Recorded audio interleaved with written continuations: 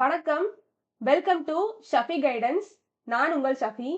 சதவிகிதம் அப்படிங்கிற தலைப்புல உள்ள எல்லா மாடல் கணக்குகளையும் தான் பார்த்துக்கிட்டு இருக்கோம். அதோட பார்ட் 4 வீடியோ தான் இது.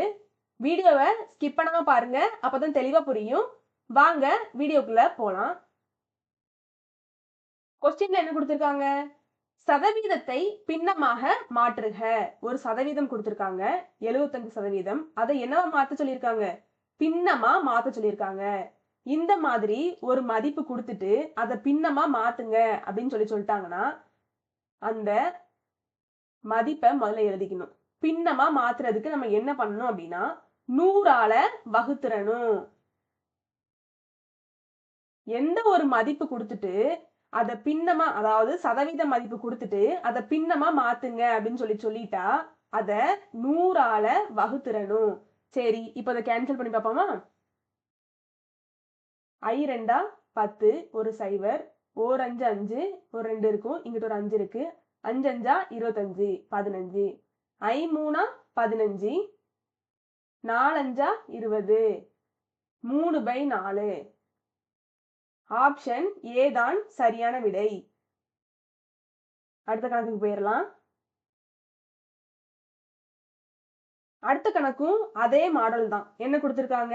ஒரு சதவீத மதிப்பு கொடுத்திருக்காங்க. அதை என்னவா மாத்த சொல்லியிருக்காங்க? நம்மளுக்கு ஆப்ஷனை பார்த்தாலே தெரியும். பின்னமா மாத்த சொல்லியிருக்காங்க. சரி, அந்த எந்த சதவீத மதிப்பு கொடுத்திருக்காங்களோ அதை அப்படி நம்ம எழுதிக்கலாம். 0.07 அப்படின்னு சொல்லிட்டு கொடுத்திருக்காங்க. என்னவா மாத்த சொல்லியிருக்காங்க? ஃப்ராக்ஷன், அதாவது பின்னமா மாத்த சொல்லியிருக்காங்க. அப்படி மாத்தணும்னா என்ன பண்ணணும்? 100ஆல டிவைட் பண்ணணும். சரி, 100 கீழே போட்டுக்கலாம். நல்லா ஆப்ஷனை கவனிச்சுக்கோங்க.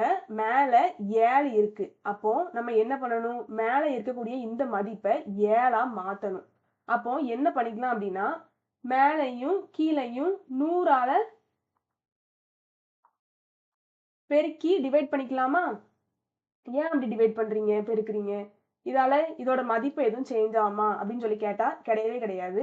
எக்ஸாம்பிளுக்கு இப்போ ஒரு 6 அப்படிங்கிற ஒரு மதிப்பை எடுத்துக்கலாமே. 6 100ஆல நான் பெருக்கிறேன், 100ஆல வகுக்கிறேன். இப்போ இந்த 100 ஒரு 100ஆ 100, ஒரு 100 100. திரும்ப நம்மளுக்கு என்னதான் கிடைக்கி? 6 தான் கிடைக்கி. சாரி, ஒரு மதிப்பை 100ஆல பெருக்கி வகுத்தா அதோட மதிப்பு சேஞ்ச் ஆக போறது இல்ல. அதே தான் இங்க நம்ம செஞ்சிருக்கோம். 0.07 100ஆல பெருக்கணும் அப்படின்னா நம்மளுக்கு 7 கிடைச்சிரும். கீழே 100 × 100 இருக்கு, அதை பெருக்கணும் அப்படின்னா 10,000 அப்படின்னு சொல்லிட்டு கிடைக்கும். ஆப்ஷன் டி தான் சரியான விடை.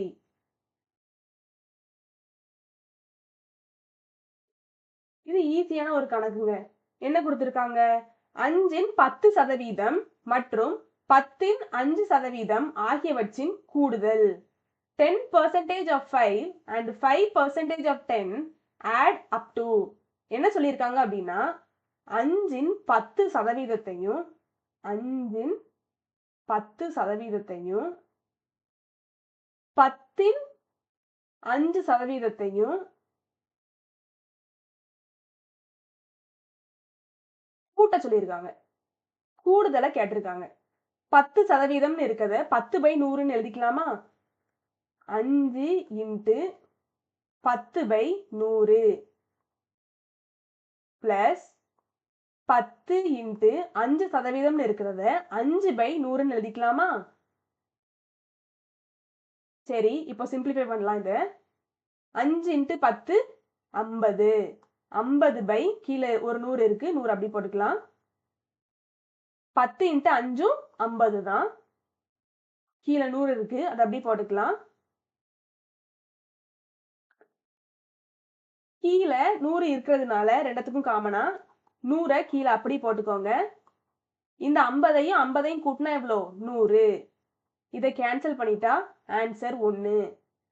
ஆப்ஷன் சியை பாருங்க, 1 இருக்கு, புள்ளி வச்சு 0 போட்டிருக்காங்க. இது நம்மளை குழப்புறதுக்காண்டி தான். புள்ளிக்கு அப்புறம் வர்ற புள்ளிக்கு ஒரு மதிப்பு கொடுத்துட்டு ஒரு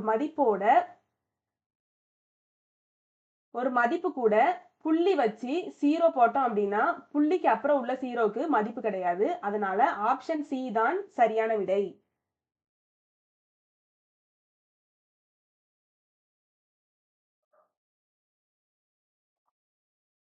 In a village, 70.5% people are literate. Express it as a decimal. ஒரு கிராமத்தில் 70.5% மக்கள் கல்வி அறிவை பெற்றிருந்தனர் எனில் அதை தசம எண்ணாக மாற்றுக.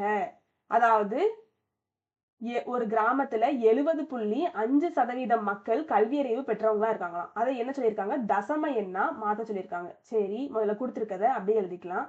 வேற ஒண்ணுமே இல்லைங்க, பின்னமா மாத்த சொல்லியிருக்காங்க. டிவைடட் பை 100 அப்படின்னு சொல்லி போட்டுக்கலாமா? இப்போ இதை சிம்பிளிஃபை பண்ணோம் அப்படின்னா கீழே 2 0 இருக்கு. 2 0 இருந்தா மேல இருக்கக்கூடிய மதிப்புல 2 ஸ்தானம் தள்ளி நம்ம புள்ளி வைக்கணும் அப்படின்னு சொல்லி பார்த்திருக்கோம். 2 ஸ்தானம் தள்ளி புள்ளி வச்சோம்னா புள்ளி இங்கிட்டு வரும் 0. ஆப்ஷன் சி தான் சரியான விடை. டெசிமல்ல கன்வெர்ட் பண்ணியாச்சு. அதாவது ஒரு பின்னம் தாங்க டெசிமலா மாறும். பின்னமா மாத்திட்டு அதுக்கடுத்து அதை ஃப்ராக்ஷனா, அதாவது பின்னம்னா ஃப்ராக்ஷன், பின்னமா மாத்திட்டு அதை டெசிமலுக்கு கன்வெர்ட் பண்ணிட்டோம்.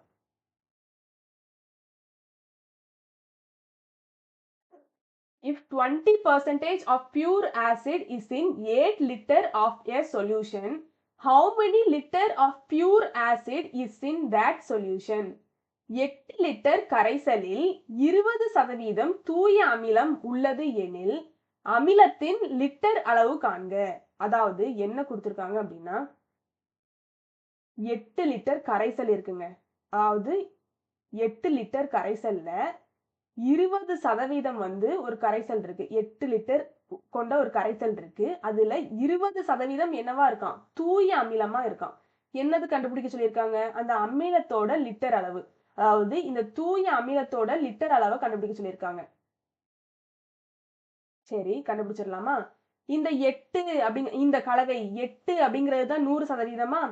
அதாவது இது வந்து நம்ம ஈஸியா ஹேண்டில் பண்ண போறோங்க. என்ன பண்ணலாம்? கிராஸ் மெத்தட்ல நம்ம இதை சால்வ் பண்ணலாம். 8 லிட்டர் அப்படிங்கிறத நம்ம 100% எடுத்துக்கணும். சரி, நம்மளுக்கு என்ன கேட்டிருக்காங்க? 20% கொண்ட அந்த தூய அமிலத்தோட லிட்டர் கணக்கு என்ன அப்படின்னு சொல்லிட்டு கேட்டிருக்காங்க. 8%, இது லிட்டர் கணக்கு, இது சதவீதத்தை பர்சன்டேஜ் போட்டிருக்கோம். 20%தோட மதிப்பை கேட்டிருக்காங்க. இதை எக்ஸ்ன்னு வச்சுக்கலாமா? இந்த எக்ஸ் மதிப்பை தான் நம்ம கண்டுபிடிக்கணும். 20% தூய அமிலத்தோட லிட்டரை தான் கண்டுபிடிக்கணும்.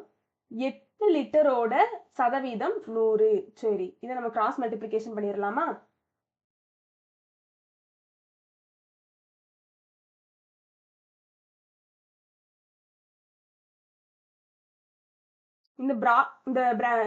இந்த பாக்ஸ் மெத்தட்ல நம்ம கிராஸ் மல்டிப்ளிகேஷன் பண்ணணுங்க. இந்த 8 20 கூட பெருக்கணும். இந்த எக்ஸை 100 கூட பெருக்கணும். சரி, 8 into 20 equal to X into 100 அப்படின்னு சொல்லி போட்டுக்கலாமா? இந்த எக்ஸோட மதிப்பு தான் நம்மளுக்கு தேவை. அதனால இந்த 100 கீழே கொண்டு வந்துடலாம். 8 into 20 divided by 100 equal to x. இப்போ எதெல்லாம் அடிக்க முடியுமோ அதெல்லாம் அடிச்சிடலாம். மேலே ஒரு 0 இருக்கு, கீழே ஒரு 0 இருக்கு, கேன்சல் பண்ணிடலாம். 4 2 2, I 2 10. எக்ஸோட மதிப்பு என்ன நம்மளுக்கு வந்திருக்கு? 8/5 அப்படின்னு சொல்லிட்டு வந்திருக்கு. நம்ம இதையும் சிம்பிளிஃபை பண்ணணும். பண்ணலாமா? 8 5ஆல வகுக்க சொல்லியிருக்காங்க. 4 5 5, கீழே மிச்சம் 3 இருக்கும். ஒரு புள்ளி வச்சுக்கலாம். 0 6 5 30. 1.5 தான் சரியான விடை. 1.6 தான் சரியான விடை. Option C.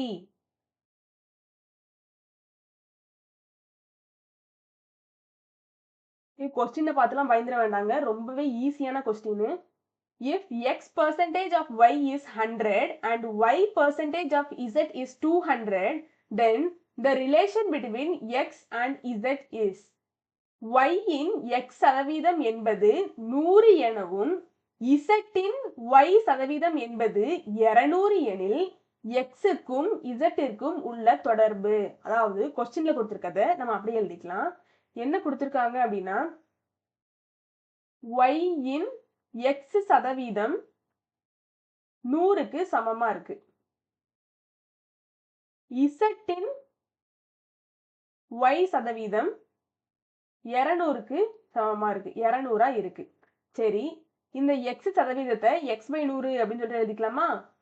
y into x by 100 equal to 100 அப்படின்னு சொல்லிட்டு போட்டுக்கலாம்.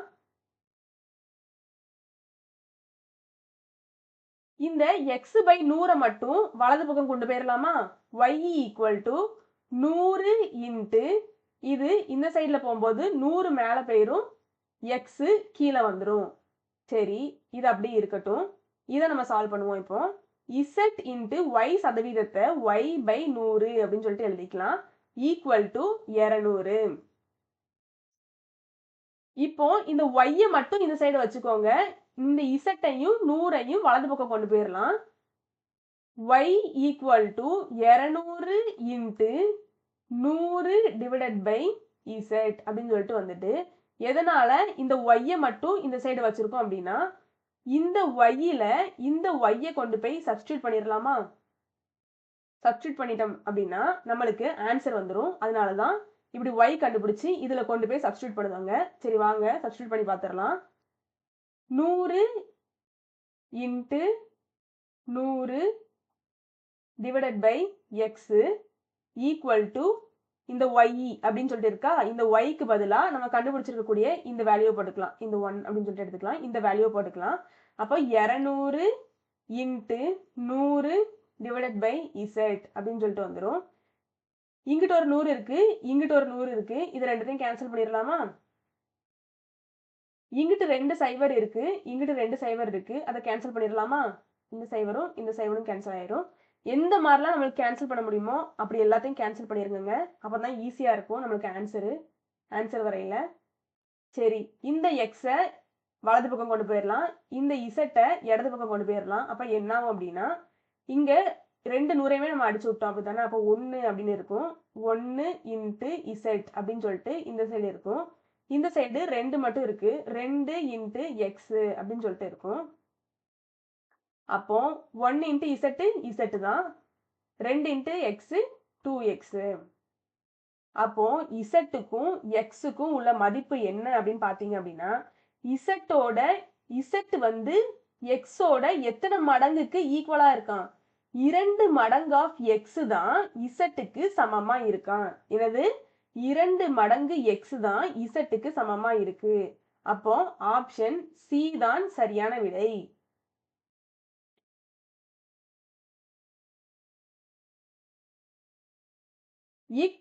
If x percentage of y is equal to z, then what percentage of z is x? அதாவது y இன் x சதவீதமானது z-ற்கு சமம் எனில் x என்பது z-இல் எத்தனை சதவீதம் அப்படின்னு சொல்லிட்டு கேட்டிருக்காங்க. முதல்ல கொடுத்திருக்கத அப்படியே எழுதிக்கலாங்க. y இன் x சதவீதம் இசட்டுக்கு சமமா இருக்கான். நம்மள்ட்ட என்ன கேள்வி கேட்டிருக்காங்க அப்படின்னா, எக்ஸ் என்பது இசட்டில் எத்தனை சதவீதம் அப்படின்னு சொல்லி கேட்டிருக்காங்க. எக்ஸ் அப்படிங்கிறது இசட்டில் எத்தனை சதவீதம் அப்படின்னு சொல்லிட்டு கேட்டிருக்காங்க. எக்ஸ் என்பது இசட்டில் எத்தனை சதவீதம் அப்படின்னு சொல்லிட்டு கேட்டிருக்காங்க. சரி, அவங்க கொஸ்டின்ல கொடுத்துருக்கத வச்சே நம்ம இதுக்கு ஆன்சர் கொண்டு வர போறோம். என்ன கொடுத்துருக்காங்க? y இன்ட்டு எக்ஸ் சதவீதம் அப்படின்னு சொல்லிட்டு கொடுத்துருக்காங்களா? எக்ஸ் சதவீதத்தை எப்படி எழுதிக்கலாம்? எக்ஸ் பை 100 அப்படின்னு சொல்லிட்டு எழுதிக்கலாமா? Equal to Z. நம்மளுக்கு என்ன கேட்டிருக்காங்க? எக்ஸை பத்தி தான் கேட்டிருக்காங்க. அப்போ எக்ஸை மட்டும் இந்த சைடு வச்சுக்கிட்டு மற்ற இந்த ஒய்யையும் 100ஐயும் வலது பக்கம் கொண்டு போயிடலாமா? அப்போ X equal to Z into 100 வலது பக்கம் போவேல மேலே போயிரும், ஒய் வலது பக்கம் போவேல கீழே போயிரும். சரி, நம்மளுக்கு எக்ஸோட மதிப்பை நம்ம கண்டுபிடிச்சிட்டோம். நம்ம இந்த கிராஸ் மெத்தட்ல சால்வ் பண்ண போறோம். அப்போதாங்க ரொம்ப ஈஸியா இருக்கும். கிராஸ் மெத்தட்ல எப்படி சால்வ் பண்ணலாம் அப்படின்னு சொல்லி கேட்டீங்கன்னா, இசட்டு அப்படிங்கிறத 100% நம்ம எடுத்துக்குவோங்க. இசட்டு 100% அப்படின்னா இந்த எக்ஸை இந்த சைடு வச்சுக்கிட்டு இந்த எக்ஸோட சதவீதத்தை நம்ம கண்டுபிடிக்க போறோங்க. அப்போ இந்த எக்ஸுக்கு பதிலா நம்ம இந்த வேல்யூவை சப்ஸ்டியூட் பண்ணிடலாமா? இசட்டு 100%, எக்ஸோட சதவீதத்தை தான் நம்ம கண்டுபிடிக்க போறோம். இந்த மாதிரி இதோட சதவீதம் 100, இதோட சதவீதம் தான் கண்டுபிடிக்கணும் அப்படிங்கிற மாதிரிலாம் கணக்குகள் வந்தா நம்ம கிராஸ் மெத்தட் யூஸ் பண்ணிக்கலாம். ரொம்பவே ஈஸியான மெத்தடா இருக்கும். இது ஒரு ஷார்ட்கட்டு. போக போக இது எந்த மாதிரியான கணக்குகளுக்கெல்லாம் யூஸ் ஆகும் அப்படிங்கிறத சொல்றேன். சரி வாங்க இப்போ நம்ம சால்வ் பண்ணிடலாம். கிராஸ் மெத்தட்ல போடணும்னா என்ன பண்ணணும்? இந்த எக்ஸை 100 கூட மல்டிப்ளை பண்ணணும். இந்த நம்மளுக்கு தெரியாத அந்த வேல்யூவை, இதை ஏன்னு எடுத்துக்கோமா, தெரியாத வேல்யூவை ஏயை இசட் கூட மல்டிப்ளை பண்ணணும். சரி பண்ணுவோம். A into Z equal to X into 100. அப்போ இந்த எக்ஸுக்கு நம்மளுக்கு வேல்யூ தெரியும். என்னது? Z into 100/y. அதை இதில் அப்படியே சப்ஸ்டியூட் பண்ணிக்கலாம். A into Z equal to எக்ஸோட மதிப்பு என்னது? Z into 100 divided by y into மேலே இருக்கக்கூடிய இந்த 100 அப்படியே போட்டுக்கலாம். இந்த இசட்டை கீழே கொண்டு வந்துடலாமா? வலது பக்கம் இந்த இசட்டை வலது பக்கம் கொண்டு வந்தா அது கீழே வரும். Equal to z divided by z into 100 divided by y into 100 அப்படின்னு சொல்லிட்டு வரும். இந்த இசட்டையும் கேன்சல் பண்ணிக்கலாமா? அப்போ மிச்சம் என்னது இருக்கு? 100 இன்ட்டு 100 அப்படின்னு சொல்லிட்டு இருக்கு. 100 2 தடவை இருக்கிறதுனால 100 பவர் 2 அப்படின்னு சொல்லிட்டு எழுதிக்கலாம். அதாவது இதுக்கு என்ன அர்த்தம் அப்படின்னா 100 2 தடவை வரும் அப்படின்னு சொல்லிட்டு அர்த்தம். 100 2 தடவை வரும் அப்படின்னு சொல்லிட்டு அர்த்தம்.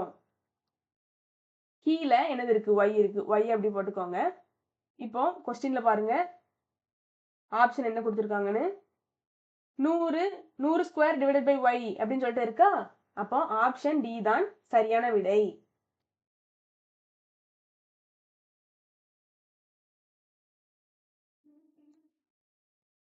Write the equivalent fraction of 6 1/4 percentage. Write the equivalent fraction of 6 1/4 percentage. 6 1/4 percentage-ஐ சமமான பின்ன வடிவத்தில் எழுதுக. என்ன கேட்டிருக்காங்க? ஒரு மதிப்பு கொடுத்துட்டு அதை பின்னமா மாத்த சொல்லியிருக்காங்க.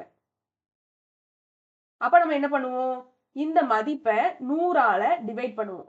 சரி, இது வந்து கலப்பு பின்னத்துல கொடுத்துருக்காங்க. அதை நம்ம சம பின்னமா மாத்திக்கலாம். 6 1/4 சம பின்னமா மாத்தணும் அப்படின்னு சொல்லி சொன்னா இந்த 6 கூட 4 பெருக்கணுங்க. அப்போ 6 நாளா 24 பெருக்கணும்.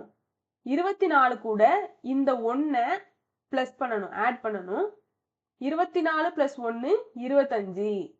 25 டிவைடட் பை 4. சரி, இதை நம்ம சமபின்னமா மாத்தியாச்சு. இதோட பின்ன மதிப்பை கண்டுபிடிச்சிடலாமா?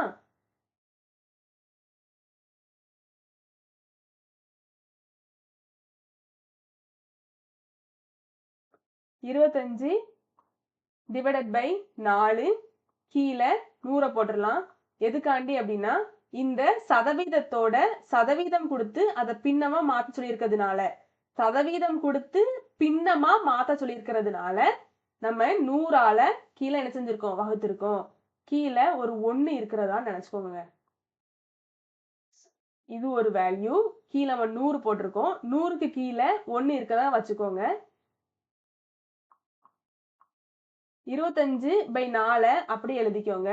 இதை நம்ம மேல கொண்டு வரணும் அப்படின்னா 100/1 அப்படிங்கிறது தலைகீழா வரும். அப்போ 1/100 அப்படின்னு சொல்லிட்டு வரும்.